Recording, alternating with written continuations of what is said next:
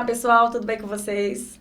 Espero que sim, sejam muito bem-vindos ao videocast Mães nas Comunidades.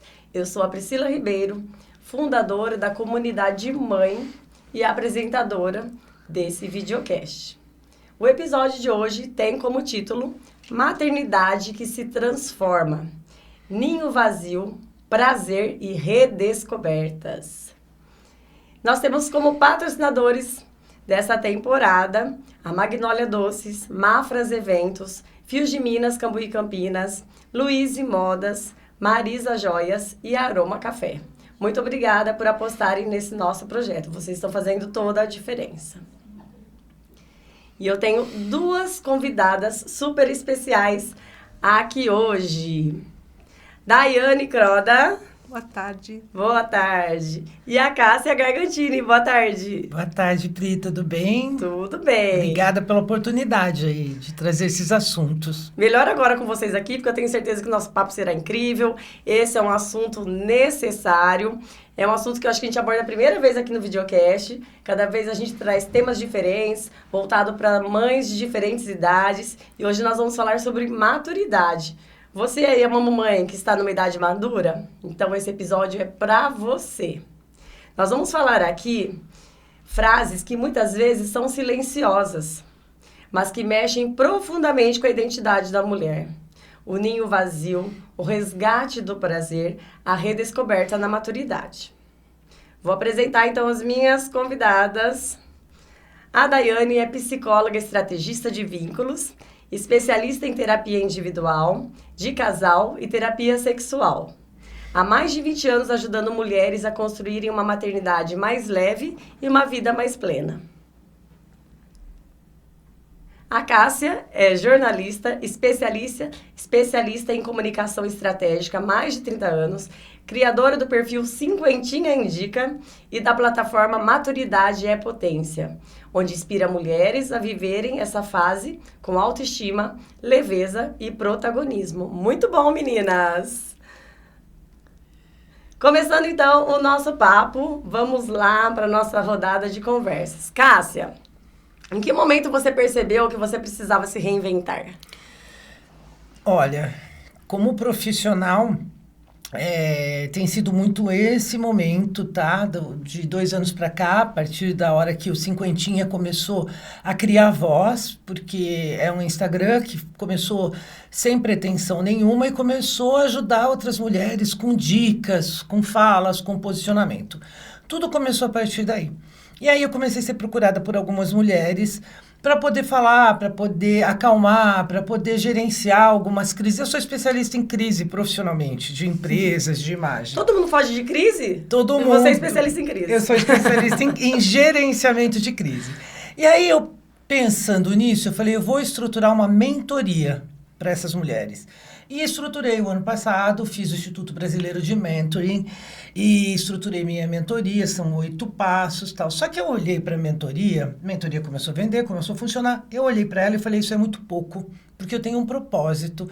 A minha história de vida me permite falar com mulheres em determinadas fases difíceis e mostrar alguns recomeços. E aí eu falei, o que eu faço com tudo isso? E eu parei para perceber que tudo isso diz respeito ao momento que eu cheguei hoje de maturidade. Maturidade emocional, maturidade financeira, maturidade física, de olhar para mim de outra forma. Uhum. E aí vem de encontro com a sua conversa, porque os meus filhos já saíram de casa há algum tempo, voltaram, agora saíram de novo, foram para o exterior. Isso tudo construiu muito a minha vida. Trabalhei a vida inteira por causa deles. E passei algumas fases difíceis também por conta deles, dessas idas e vindas, e sai de casa, e vem pandemia, e volta para casa, e aí depois sai de casa de novo, aí agora vai para o exterior. Assim, eu tive que ir me retrabalhando como mãe, não só como mulher e nem como profissional, para evoluir, para essa evolução tão necessária para a gente chegar a uma maturidade plena. E hoje a gente sabe que dos 50, a gente está vivendo praticamente até os 80 por qualidade de vida, por tudo. Então, são 30 anos de vida útil, onde a gente não pode olhar para os 50 anos e falar, acabou. Com certeza. Não. você tem que se reinventar e começar de novo. Foi isso que eu fiz comigo, é isso que eu quero ajudar outras mulheres a descobrirem, tanto profissional quanto emocionalmente, como mães, né? Aí a gente vai falar no meio do episódio. Agora, quando a minha filha resolveu ir embora de país, eu achei que nunca mais ia acontecer, mas foi embora de vez. Aquilo, quando eu achei que não tinha mais ninho vazio, aconteceu abriu um buraco de novo. Achei super pertinente a gente trazer aqui essa fala sobre sexualidade, porque com 50, no meio da menopausa, no meio de tudo, a mulher tá louca, achando que aquilo é definitivo, que aquilo vai definir a vida dela, e aquilo não define, a menopausa passa. Eu sempre falo isso. Tô aqui, eu, prova viva disso, que sou uma mulher altamente ativa, feliz, e passei pela menopausa. Ela não me definiu. E então é muita história para contar. Isso me permitiu criar essa grande plataforma, onde eu vou ter a escola da maturidade. Porque eu entendi que eu posso ajudar mulheres a amadurecerem antes de chegar na idade onde elas vão se sentir velhas. Porque aí elas não vão se sentir velhas. Elas vão se sentir presentes naquele momento. Então, a Escola da Maturidade vai ter vários cursos livres de posicionamento, de comunicação, de moda, de etiqueta, de vida, de recomeço. Cursos livres de 3 aulas gravadas, baratos, que você pode comprar quando você está se sentindo assim, a última das criaturas. Ai, gente, deixa eu comprar esse cursinho aqui para me dar umas dicas interessantes de como refazer isso. E por que eu faço isso? Por que eu pensei nisso tudo? Por conta dessa expertise de ser jornalista, de ter muita habilidade com comunicação e ter uma história de vida pertinente, de muitos altos e baixos. Então, é uma história onde eu me reinventei sozinha. E hoje eu digo que, como a gente tem ferramentas para poder trabalhar o nosso emocional, a gente precisa aprender. A gente precisa, sobretudo, entender que a maturidade exige uma poupança emocional e financeira, que a gente não se preocupa com isso. E a mulher, para além de mãe, né? Porque quando os nossos filhos são pequenos, é claro que a atenção está mais voltada ali para maternidade. E depois que os filhos crescem, tem muita mulher que não sabe mais ser mulher sem ser só mãe, não é mesmo? Então agora ela tem o tempo para ela e não sabe o que fazer com aquele tempo útil que ela tem. E eu sempre pensei sobre isso, sabe, Priscila? Porque eu sempre trabalhei fora. Meus filhos cresceram sozinhos e com a minha presença numa qualidade legal quando eu podia, mas por ser jornalista e relações públicas, às vezes era finais de semana, feriados, tudo eles estavam ou com o pai ou sozinhos depois que eu me separei. Você estava em eventos, você estava em outras programações. E eu sempre pensei que eu não sentiria essa ausência, porque eu não vivia em função deles, nem eles em função de mim. Tanto que hoje, assim, criei eles para o mundo mesmo. Mas a gente sempre teve um vínculo muito forte. E eu me separei do pai deles, casei de novo, fiquei mais 15 anos casada com outra pessoa, foi tudo muito legal. Só que eu não percebi que eu tinha vivido tudo isso por eles. Que o tanto que eu trabalhava era por eles, que tudo que eu fazia era para poder dar a melhor faculdade, tudo porque eu me separei do pai deles e eu não tive nem pensão para ajudar a cuidar deles. Eu me virei sozinha. Então, tudo que eu fiz foi por conta deles. E quando foi... Aí eles foram morar em São Paulo, trabalhar em São Paulo, até aí tudo bem, porque é meia hora daqui. E quando a minha filha falou que ia embora do país, e meu filho agora passando por um processo seletivo para ir também embora do país, é que eu fui me dar conta de o que eu ia fazer comigo. Porque você não ia poder estar todo final de semana junto mais. Não é só questão do final de semana, eu não tinha mais o porquê trabalhar. Propósito. Eu não tinha mais o porquê lutar. Por quê? Cheguei na maturidade, cheguei aos 60 anos, graças a Deus, com uma carreira construída, com trabalho, com tudo que eu queria, tudo que eu planejei, tá? E eu planejei sem querer. Eu não tive ninguém para me ensinar como era. É que eu olhei para frente, eu sou capricorniana, então eu sempre olho um tempo à frente, aonde eu quero chegar, e eu fui. Hoje é mais fácil porque sempre tem essas possibilidades e ferramentas que ajudam a gente. Mas eu olhei assim para os dois no final de 2025 e eu me dei conta que eles não precisavam mais de mim absolutamente. E o que eu ia fazer de mim? Né? Eu tinha 2 caminhos. Ou eu deprimia, ou eu partia para um novo sonho. E foi o que eu fiz com a Escola da Maturidade. E com esse novo momento da minha vida onde eu quero continuar ajudando outras pessoas, porque eu já criei meus filhos, eu fui professora também, eu já criei mais de 600 alunos. É um potencial meu, é uma vontade minha que não acaba. Então, assim, eles não precisam mais de mim, mas outras pessoas precisam. Aí eu nichei em mulheres, porque é onde eu tenho maior conhecimento, né? Não quis fazer curso de psicanálise, não sou psicanalista, não tenho a pretensão de cuidar de saúde mental e nem de ser psicóloga, porque o psicólogo trata aquelas dores lá da infância, do começo, e eu quero ensinar as mulheres a olharem para frente. Né? As dores que elas não estão conseguindo curar, elas precisam de um profissional. Mas, se elas têm um despertar para algumas coisas que elas podem se apaixonar nesse caminho de novo, é que eu sempre falo, né? A paixão não é só por um homem. A paixão, ela pode ser por diversas coisas na sua vida.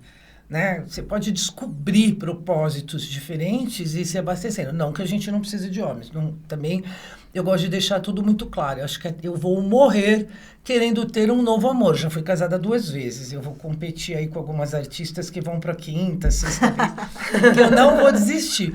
Mas a gente aprende, o despertar e a maturidade vem da gente olhar para essas dores e entender o que a gente pode fazer com elas para a nossa evolução. Então, estar madura para viver a sua terceira idade, como chamam, que hoje não é mais terceira idade, para mim é segunda, que eu estou começando a viver agora, de novo, olhar para isso com maturidade é não carregar essas dores. É já ter trabalhado isso. É no meio do caminho, a partir dos 30 ou 40, entrar de cabeça nisso para resolver e ressignificar. Eu não gosto dessa palavra ressignificar, também porque virou não. moda. Mas significa olhar para aquilo diferente.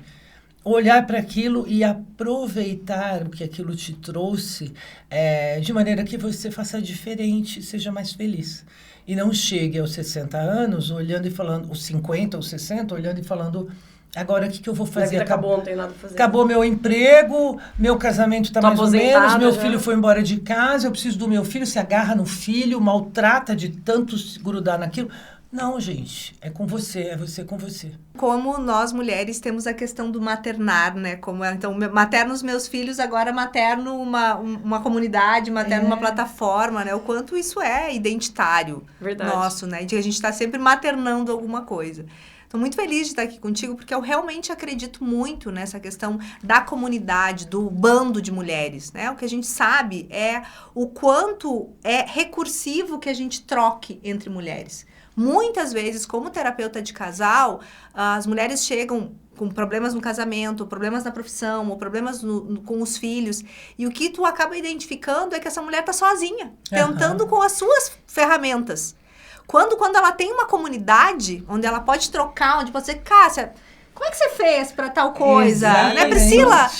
A nossa a gente aprende muito por modelagem. Então, sempre que tem um evento assim, eu vim do Sul, eu caí de paraquedas aqui no Eu até ia te perguntar por causa do tu, que você acabou de soltar aí. Não, o gaúcho não escapa, né? Eu vim fazer alguns trabalhos em São Paulo, que eu trabalho bastante online, né? E com empresas, enfim.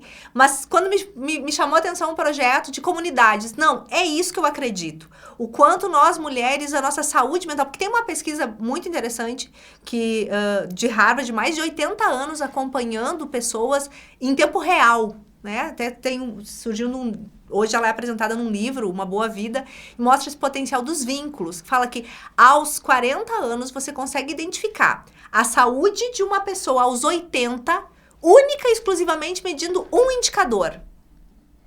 Amigos. Que legal. Se a pessoa tem 5 pessoas com quem ela pode contar de fora da família, a chance dela ter uma saúde física e emocional aos 80, triplica. Então, a gente está falando de um assunto que é saúde pública. Sim. Né? O quanto e nós sabemos, né, quando mães, quando estamos grávidas, a importância de ter outras grávidas para trocar. Quando temos filhos pequenos. A ambiência, eu falo muito sobre ambiência.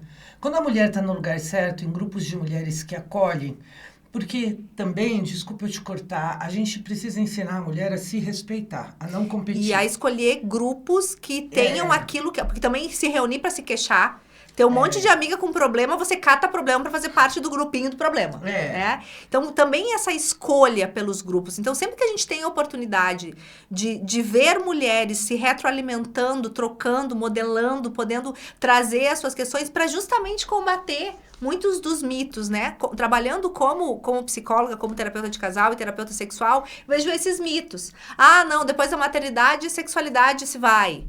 Ou, um casal que tá junto há muito tempo, é normal que a sexualidade diminua. Comum. A gente precisa diferenciar o que é comum do que é normal. Né? Depois da menopausa, acabou. Quantos mitos a gente tem e por não conversar muitas vezes não... Eu tenho um modelo lá da minha avó, que com 50 anos estava vestida de vó, gente. Tava com um casaquinho. Hoje tu olha uma mulher de 50 anos, ela tá misturada. 60, ela tá misturada. Olha na academia, tu não diferencia quem tem 30, quem tem 40, quem tem 50. Então, hoje mudou, né? Nós temos a primeira geração de mulheres que tá reinventando a maturidade. As mulheres hoje de 30 anos, 40 anos, 50 anos, 60, elas estão reinventando um jeito de viver sem padrões. Sem padrões. Porque você não pode modelar pela tua avó, pela tua mãe. Quem era tua mãe aos 60 anos? E também tua avó aos 60 anos. Não dá pra gente pegar um momento da vida... Você é psicóloga, vai me corrigir se eu estiver errada. Não dá para pegar, por exemplo, o momento da maternidade. Você engravidou, você teve um filho, um ano depois você teve outro filho. Aquele período não define a sua vida, porque é um período especial, um pouco mais difícil, vai te trazer, vai precisar de um pouco mais de dedicação. Os filhos crescem, a gente vai mudando de momentos. Os desafios mudam, Desafios mudam, então é importante ter a maturidade de entender que aquilo é um momento. Assim como a menopausa. A menopausa é um momento. Pode durar 2, 3, 4 anos. Não é que eu não gosto de sexo, é que eu não estou biologicamente. Como no pós-parto, né? Os dois maiores índices de divórcio que nós temos, o primeiro, disparado, saída dos filhos de casa. Justamente por isso, né? O casal se interte tanto gerenciando a empresa familiar, muitas vezes se tornam bons sócios, né, de uma empresa familiar, olham para as mensagens do WhatsApp e é uma lista de tarefas, né? Passou no supermercado, buscou o fulaninho, levou isso. E a gente se interte mesmo com a maternidade por muito tempo. Quando os filhos saem, às vezes o casal se olha, ele não se conhece mais. Ele desinvestiu da sua relação, principalmente da sua sexualidade. Muitas vezes lá, no primeiro, segundo ano de vida do bebê, que organicamente, eu sempre brinco, né, que com amamentação, hormônios, pra gente conseguir suportar toda a gravidez, a gente precisa realmente desligar alguns sistemas. Como eu brinco, como uma casa que tu vai lá e desliga a chave, Você prioriza, né? Não, cada momento uma coisa mais importante. Mas biologicamente, pensa, o seio que é uma questão erótica, ele passa a ser fonte de alimentação. Durante toda a gravidez, você é manipulada em exames e coisas que tu precisa dessensibilizar esse corpo. Eu digo que depois do corpo ter sido habitado por uma pessoa, a mulher precisa voltar a habitar esse corpo. E ninguém ensina como. Ninguém. É uma tentativa e erro, e muitas vezes dentro desse processo, né? Primeiro ano de vida do bebê, amamentação, a gente sabe que com a prolactina, os hormônios sexuais caem lá embaixo. Claro, é orgânico, gente. A biologia tá dizendo, você tem uma criança que não sobrevive ainda, pra que você vai arriscar a gravidade de outra? E fora a pressão pra você amamentar, porque meu seio sangrava. Meu filho tem 35 anos. Ele já nasceu um rotorrúter, ele já sugava, assim, a minha alma. E eu tinha 22, 23 anos. Então, assim... Eu olhava para aquilo e falava, eu preciso fazer isso, mas está doendo tanto. Essa coisa toda, essa pressão da sociedade, agora você tem que parar, você tem que olhar para a criança, porque você tem que amamentar, porque ele precisa do seu leite. E você está sofrendo, e você não é mais você. Essa coisa que sabe, você falou... Cássia, que quando eu fiquei grávida aos 25 anos, 26 anos. E sendo psicóloga, estava fazendo a formação em terapia de casal e de família enquanto grávida, né? E aí todo mundo me dizia, né? Eu sempre gostei de me arrumar muito e sempre fui, né, muito de gostar de salto alto, de maquiagem, né? De ter uma vida social legal, de ter uma sexualidade super pulsante. Todo mundo dizia, vai mudar. Se prepara. Se prepara que vai mudar. E eu grávida, percebendo assim, gente, não tá mudando. Não tá mudando tanto assim. Eu continuo gostando das coisas, tu vai desacelerar, enfim. Bom, para exorcizar isso, eu escrevi um artigo sobre a reconfiguração da imagem materna para psicólogos. Fiz uma retrospectiva histórica para ver que o jeito que a gente concebe maternidade hoje tem 200 anos, gente. Maternidade não era assim. Essa injunção do amor materno, né? A partir de agora, né? Essa junção da culpa com a identidade materna, ela é fruto da Revolução Industrial. Os homens saíram para a guerra, as mulheres assumiram espaços, depois como é que vem a medicina e diz, não, se você não cuida do teu filho, o índice de mortalidade é lá em cima, volta para casa. Foi um movimento mercadológico, foi um movimento social para que as mulheres voltassem para casa. Sem dúvida, o amor, o sentimento, algo que eu brincava antes de ser psicóloga, que as mães me diziam, antes de ser mãe, aliás, que me diziam assim, eu tô na metade do corredor, eu já ouvi que ele acordou, eu já sei que tá com febre. Eu pensava, gente, biologicamente impossível. E eu, enquanto mãe, me vi na metade do corredor. Realmente é uma ligação espetacular, mas eu não mudei. Eu ia pra pracinha de salto alto, eu aprendi a tirar o sapato no ar, assim, pra correr atrás da criança. E eu sempre pude dizer isso pras minhas pacientes, né? Você não vai perder sua identidade. Se você se dispor a nadar contra a maré e realmente poder se manter mulher e ir voltando a habitar esse corpo, voltando a habitar essa vida. Porque é isso, você tem que, como se todas nós tivéssemos que sentir a mesma coisa. Por exemplo, quando me falavam assim, nossa, tu já vai... Eu voltei pro consultório com 40 dias, porque meus pacientes eu não ia deixá-los abandonados, num outro ritmo, claro, amamentando. Mas as pessoas me diziam, nossa, você vai sofrer muito de voltar para trabalhar. Eu tava louca para voltar para trabalhar. Amava minha filha, mas queria voltar a trabalhar. Queria voltar a sair só com meu marido. Queria voltar a ver minhas amigas sem criança. Então, também acho que quanto a gente põe estereótipos, que às vezes as mulheres, por culpa, tiram a sua sexualidade, passam esse tempo todo investindo nos filhos, se intertem. Aí, quando o filho sai de casa, olha pro marido, é um ser estranho. Aquele casal não se conecta. Mas aí você chegou no ponto da culpa que eu queria falar com vocês. Da culpa de sentir prazer. Né? Porque tem até um chavão aí que diz, né? Nasce a mãe, nasce a culpa. E essa culpa de sentir prazer, ela passa depois de um tempo? O que vocês acham? Gente, E o que dá prazer? Muda também com o avançar da idade? Eu vou falar uma coisa pra você. Eu, na maturidade, outro dia uma jornalista me perguntou, 60 aos novos 40? Eu falei, absolutamente. Hoje eu sou muito mais feliz do que quando eu tinha 40. O meu prazer, a minha vontade, o meu desejo, ele não tem mais restrição nenhuma. Eu sou eu tenho dentro de mim uma história construída que me permite ser plena. Eu não tenho mais inseguranças que eu tinha quando eu tinha 40. Eu tenho as mesmas necessidades de prazer, de sexo, de ser amada, de ser acariciada. Só que eu não tenho mais vergonha. Eu não tenho mais que me esconder dos meus filhos que estão no quarto do lado. Eu não tenho mais nenhum problema, porque eu tô na menopausa, já passei da menopausa faz 8 anos. Eu já tirei meu útero. De engravidar. Eu não tenho problema de engravidar. nada. Então, a sexualidade, ela vem da sua alegria de viver, da sua vontade de continuar viva. E as mulheres têm que entender, eu só ia completar um pouquinho a Dai, o seguinte... Também tá tudo bem se ela quiser, num determinado momento, largar tudo para ser mãe. Contanto que ela enxergue que ela tem que voltar para ela, tá? Então, eu acho que o nosso papel é mostrar para a mulher, você teve filhos, você pode passar por problemas biológicos de depressão pós-parto, você pode ter um marido que não seja bacana, você pode ter tido uma gravidez complicada. Tudo bem se ter um tempo que você viva para aquela criança, mas se prepare para renascer, porque aquilo não pode te definir. A mesma coisa a menopausa, a mesma coisa as nossas perdas, os nossos lutos. Aquilo que acontece com a gente não pode definir a gente. Ai, eu perdi meu pai. Ai, eu vou ser triste pro resto da vida. Ai, o meu filho foi embora de casa. Ai, agora nunca mais eu vou ter o que fazer. Ai, eu me separei, me divorciei depois de 30 anos. Meu Deus, eu vivi para ele. Tá bom, aconteceu. A dor é inevitável, o sofrimento é opcional.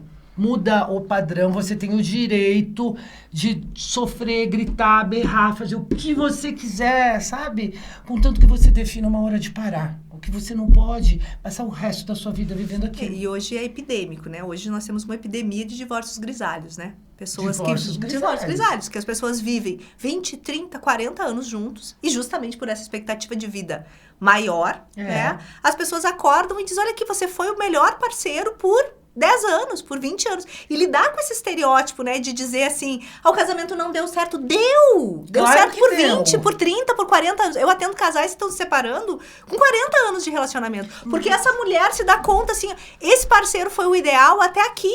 Agora eu quero outra coisa, ele quer se acomodar, eu quero viajar. Exatamente. Ou eu tô numa vida fitness e quero saúde, e a outra Exatamente. pessoa quer envelhecer em paz lá, jogando seu xadrez e tomando sua sem cervejinha. tomar banho sentado no sofá, que esse é o problema do Ixi, aí é envelhecimento ruim. masculino. Então, é muito comum que dentro do divórcio grisalho aconteça isso. Alguém define que tá envelhecendo e que tá bom envelhecer. E, principalmente, as mulheres definem que não vão envelhecer.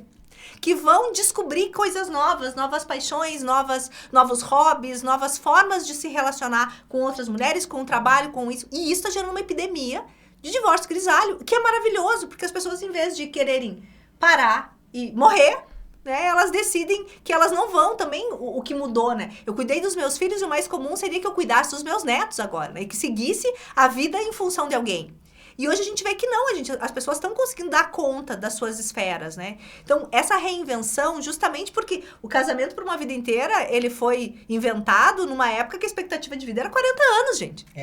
Aí tu vê 20 anos com uma pessoa, beleza. Agora pensa que daqui a pouco você vai viver 60 anos com uma pessoa. Mas eu acho, Dai, que a grande questão é quando a gente começa a envelhecer, as pessoas precisam ver também, eu ouço um podcast semanalmente que faz essa pergunta. As pessoas têm que entender, e talvez a gente tenha passado por uma geração que viveu um casamento onde a mulher era útil. Ela não era amada. Sim. Ela era útil. Essa utilidade, eu tenho falado muito sobre isso. A mulher também se colocava no papel de útil para poder... Tinha prazer nisso, né? Tinha prazer nisso, porque ela aprendeu assim. Quando ela chega nessa fase de 50, 60, que ela olha e fala, meus filhos já foram embora, ele sabe comer sozinho, eu não preciso mais ser útil.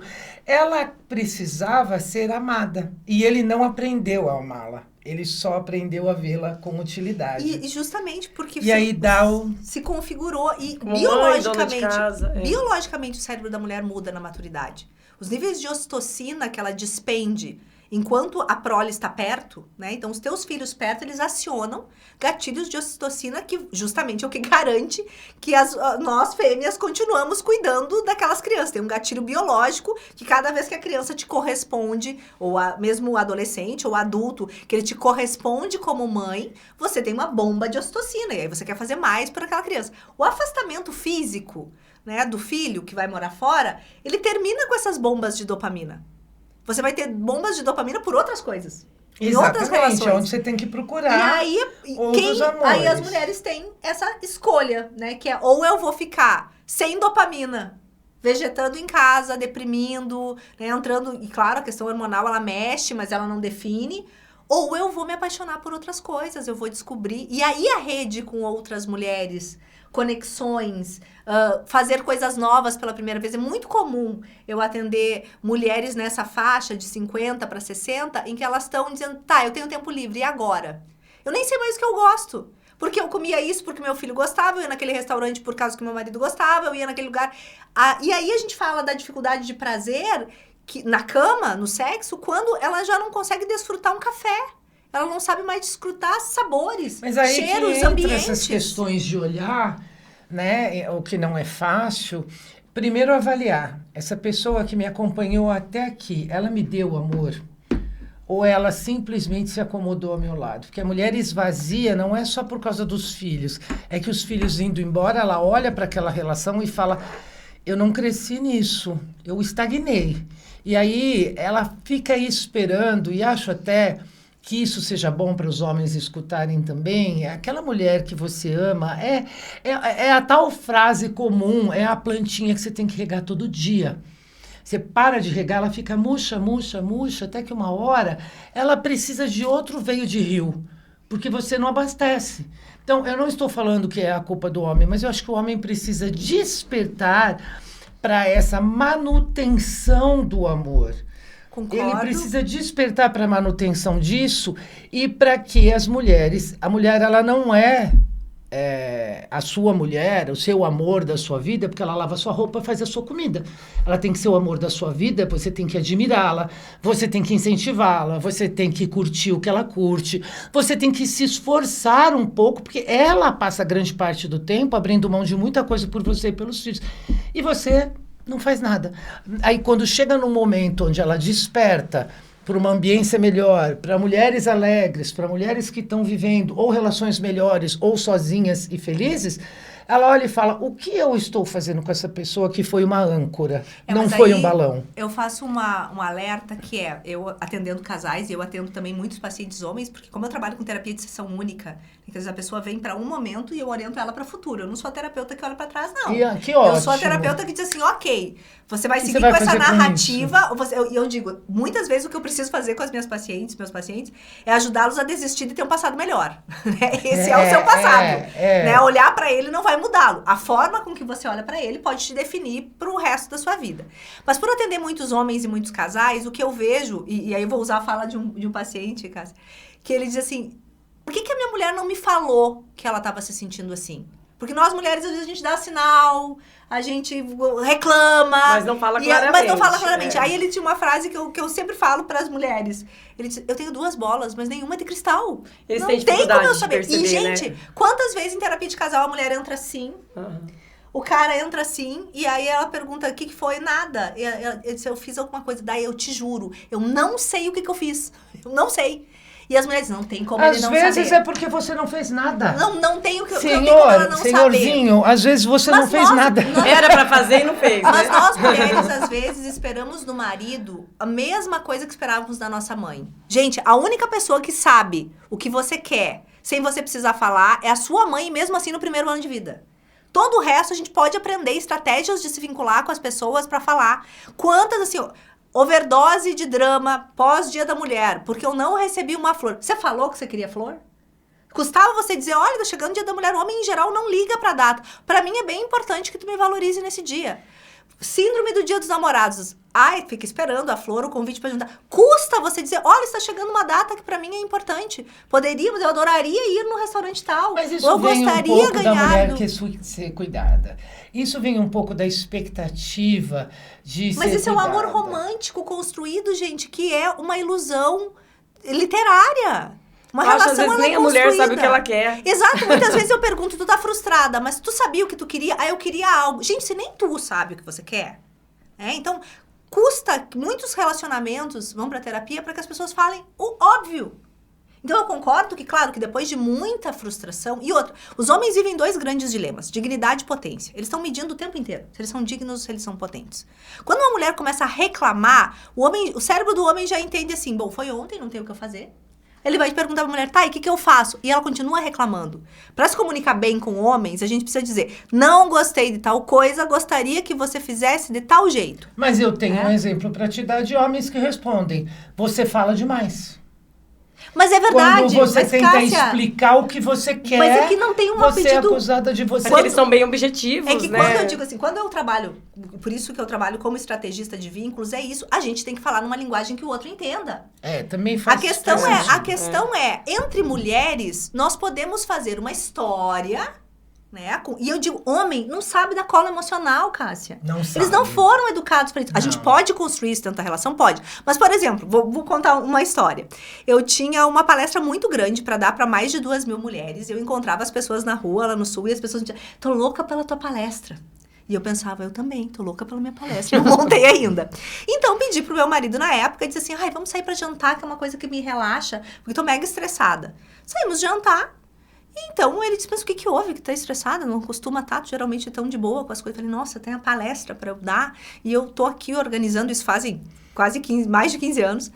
E eu falei, eu não consigo fazer os slides, olha... Bloqueia um turno da tua agenda e faz os slides. Na época eu usava bastante... Eu falei, mas não dá, porque não sei o quê.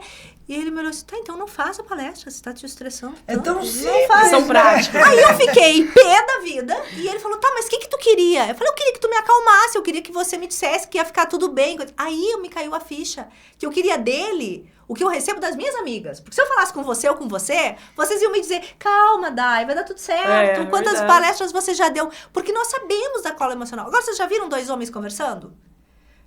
Eles falam sobre futebol, política, qualquer outra coisa. Eles gostam E muito eles mais de estar entre eles homens. falam de assuntos. Agora, vamos dizer que um consiga chegar num ponto emocional. Ele diga, teu marido vai dizer, bah, fulano, a coisa tá complicada com a Cássia lá em casa.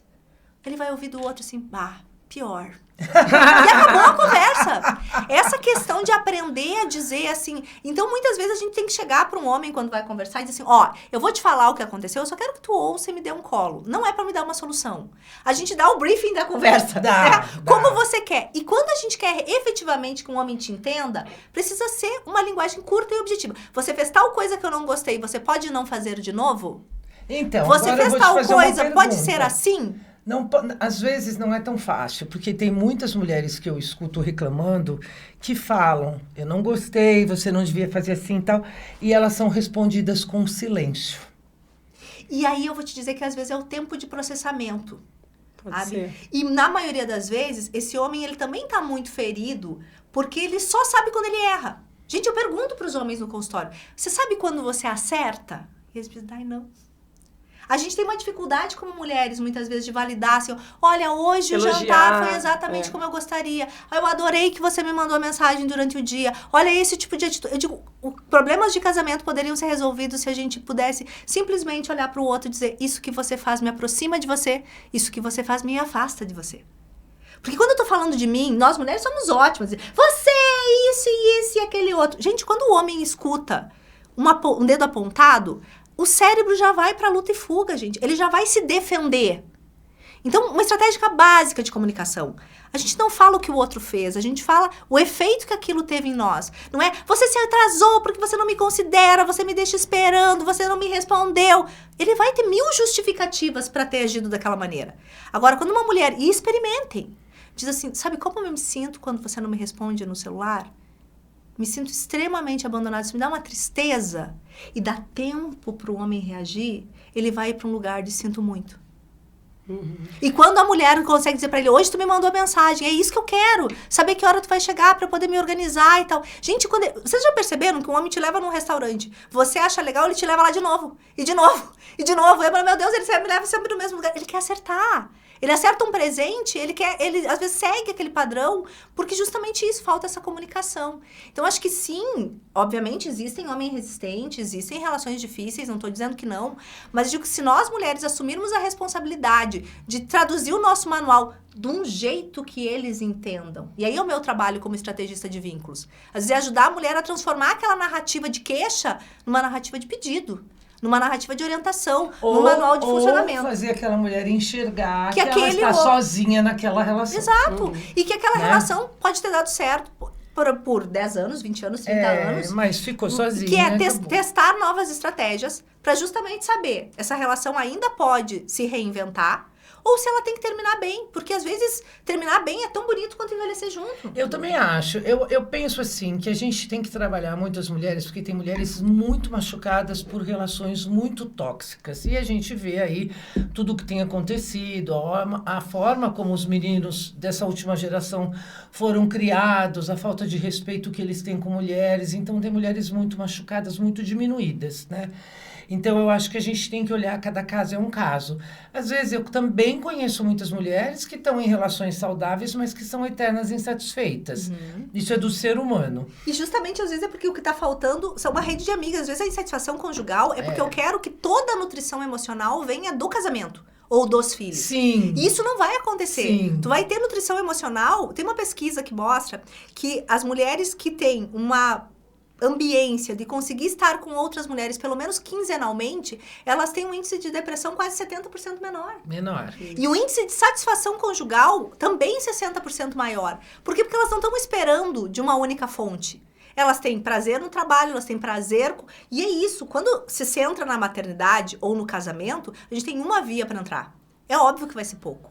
Então, muitas vezes, esse processo da gente poder falar aqui que a própria sexualidade, que tudo precisa ser abastecido, tudo precisa ser gerenciado, né? Nós mulheres temos um desejo responsivo. A gente não vai ter desejo, a gente só tem desejo sexual espontâneo em 3 situações. Vocês sabem quais são? Só quando a gente tá ovulando. Que mais? Agora as outras eu não sei. Conquista. Conquista. Então, quando você quer conquistar, tu vai usar os teus atributos. Competição, você está se sentindo ameaçada por alguma outra mulher, o pico da ovulação. Então pensa, mulheres em Eu relacionamento... só me lembrava do pico de ovulação. Então imagina, mulheres em relacionamento estável, sem conquista. O que é um erro, né, gente? Porque casamento não existe campanha, né? Não existe. Não existe mandato de campanha, né? Conforto. Não existe. Mas não tem necessariamente uma conquista. Competição, muitas vezes, não. E toma anticoncepcional. Vai ter desejo sexual quando? Nunca. Então, muitas vezes... E ainda tem os problemas do dia a dia. Privação de sono, quando o filho é pequeno, É. distâncias. Então, assim, quanto nós mulheres precisamos nos responsabilizar, entender um pouco de fisiologia e anatomia para entender que nós vamos ser responsivas e que nós vamos ter que criar esse espaço. Criar o movimento de... Que aí eu pergunto para as mulheres muitas vezes, quantas vezes você pensa em sexo por dia? E elas dizem, por dia? Não sei se eu penso por semana. Mas você não acha, Dai, que a mulher também, ela se sente muito sobrecarregada de tudo, que ela podia esperar isso do homem? Por exemplo, no meu segundo casamento, o meu ex-marido, era extremamente proativo para algumas coisas. Ele enfrentou eu falo para as minhas amigas e falo nas minhas palestras, ele enfrentou a minha menopausa comigo. Nem por isso o casamento deu certo. Mas, uma coisa que nem você falou. São vários caminhos de entrada. Mas ele foi um homem super parceiro. Ele criou oportunidades. Ele teve paciência. Ele se afastou quando ele via. Então, assim... Tem alguns momentos da vida da mulher que ela não consegue dar conta de tudo e pensar em como mudar aquilo. Ela precisa do apoio do companheiro, da companheira, de quem quer que seja. E hoje tá diferente. Eu vejo os homens buscando muito mais terapia, muito mais aconselhamento. Você tem visto eles procurarem terapia? Olha, eu sempre fui fora da curva. Eu sempre atendi pelo menos metade do meu público masculino. Isso há 20 anos. Com os mesmos problemas das mulheres. E muitas vezes se sentindo sozinhos, né? Também se sentindo com depressão pós-parto, porque toda a atenção foi pra criança e ele se sente culpado, porque por um lado, óbvio que ele ama esse filho, por outro lado, ele sente saudade da mulher. Por outro lado, ele sente saudade da vida que ele tinha antes. Então, assim, eu partilho dos bastidores do sofrimento masculino. E ele não é tão menor, nem muito menos, nem tão diferente. Agora, a grande questão é o quanto a gente está aberto. Eu concordo que, sim. Mas carga dela com o bebê é muito maior do que a dele. Sem dúvida. Mas isso não exime o fato de que, muitas vezes, nós mesmos, numa rede de mulheres, as mulheres assumem o cuidado da criança, aí vai a mãe pro hospital, vai as amigas e fecha em volta de um cuidado com a mulher. Às vezes o homem também não consegue entrar. Eu acho que assim, a gente precisa olhar que é um 50-50. E sim, quando a mulher se sobrecarrega, ela precisa dizer, porque muitas vezes em terapia de casal é isso que eu vejo. A mulher tá sobrecarregada fazendo um monte de coisa que ela nem sequer sinalizou. E infelizmente os homens também estão centrados nas suas coisas e não veem. Então, eu vejo que o grande problema é a comunicação. E muitas vezes as mulheres fazem oferenda ao nada, elas querem fazer tudo perfeito, seguir a orientação disso, daquilo, daquele outro, e também não olham, né? Então, tem algumas sobrecargas que são reais, as biológicas, sono, mas tem muita coisa que a gente também pega por causa da síndrome de perfeição, né? Então, também tem esse filtro. Meninas, nós vamos ter que continuar esse papo aí, ou no café ou no bar. Gente, tá tão bom. Porque o assunto rolou, eu não consegui fazer nenhuma pergunta que estava aqui no meu roteiro, tá bom? Mas eu achei que foi bem interessante, que vocês desenvolveram um diálogo aí muito bom e profundo. A gente acabou não falando sobre a sexualidade da mulher depois dos 50. Então, acho que a gente vai ter que continuar numa live. Que você... Ou várias lives no Instagram. Tá Talvez o mais importante pra gente falar, né? O quanto tudo vai precisar de um investimento. Falaste disso o tempo todo, né? O quanto nós, mulheres, precisamos investir no nosso bem-estar, precisamos investir na construção dessa sexualidade ao longo da vida. Sempre falo, na construção do relacionamento ao longo da vida. E, claro, esse movimento, né? Quem tá nos assistindo, de buscar um podcast, de ver outras mulheres, de ver outras modelagens, esse é o caminho, gente. Eu de falo conversar com outras pessoas. Sem dúvida, terapia é importante, mas eu hoje cada vez mais trabalho com mentoria, que é as pessoas pegarem recursos práticos de orientar, vai para esse grupo de mulher, vai buscar essas coisas, as ferramentas que a gente tem hoje, né? Porque a gente não tem que ficar olhando pro passado. A gente precisa criar estratégias para futuro, né? E acho maravilhoso ver você falando de mulheres 50, 60 a mais. Eu acompanho elas desde o momento em que se tornam tornam mães até esse momento de E redescoberta. é bom você olhar para isso também, porque as suas pacientes vão chegar. Sim, sem Você dúvida. vai chegar. Eu sempre dou risada, né? Quando eu vejo algum jovem rindo, chamando alguém de velho, eu falo, tadinho. Não tem nem noção que não vai sabe. chegar para ele também. Tem algumas coisas que vão chegar. Preparar essas mulheres, preparar esses casais, criar uma sociedade, ajudar a dar voz para criar uma sociedade um pouquinho mais equilibrada. Sem dúvida. Onde homens não batam em mulheres e mulheres não batam em homens, porque isso existe também, enfim, onde crianças e jovens não estuprem, não matem, não façam nada disso, é nossa obrigação. Eu queria muito que alguém tivesse falado isso para mim quando eu fiz 40 anos, eu estava divorciada com 2 adolescentes para criar, sem carreira, sem dinheiro, sem nada. Eu queria muito que alguém tivesse falado para mim, vai passar, vai depender de você. E por instinto, e porque eu não podia parar, eu tive que seguir, porque eu não tinha rede de apoio naquele momento, eu tive que ir. E deu certo porque eu tive coragem, e deu certo porque eu fui me reinventando a cada passo que eu dava. Deu certo também porque encontrei uma outra pessoa que me apoiou muito. Eu dou muito valor a essas relações de apoio e construção conjunta. Eu acho que as relações começam a se desfazer quando cada um começa a ir para um lado. E assim, falar sobre isso, estar em podcast, estar em programas de rádio, estar em plataformas falando sobre isso, é sim ajudar e pôr o seu grãozinho de areia para a construção de uma sociedade melhor. E parabéns pelas mulheres que vocês são, pelo trabalho que vocês desenvolvem. Acompanhem as redes sociais das meninas, chamem elas para saberem mais, tá? Participem das comunidades, dos movimentos que elas realizam também. Quero agradecer mais uma vez nossos patrocinadores Magnólia Doces, Mafras Eventos, Fios de Minas, Cambuí Campinas, Luiz e Modas, Marisa Joias e Aroma Café. Nossa conversa foi uma conversa necessária. Quantas mulheres, eu acho que vão se identificar com esse papo aqui. E esse é o objetivo do nosso videocast mesmo, hoje voltado mais para as mulheres maduras, mas já falamos sobre vários outros assuntos por aqui também. Acompanhem o Instagram Materno Amor Eterno, por lá acontece muita coisa, sorteios, divulgação de eventos que nós organizamos, que nós participamos, até grupo de viagem nós estamos montando para esse ano. E é isso. Hoje vocês elevaram as mulheres. Nosso objetivo aqui é fortalecer as mulheres. Nós temos um lema, que é: quando uma mãe se fortalece, toda a comunidade se ilumina. Vocês podem repetir junto comigo, por favor? Quando uma mãe se fortalece, toda a comunidade se ilumina. Obrigada, pessoal. Até a próxima. Tchau, tchau.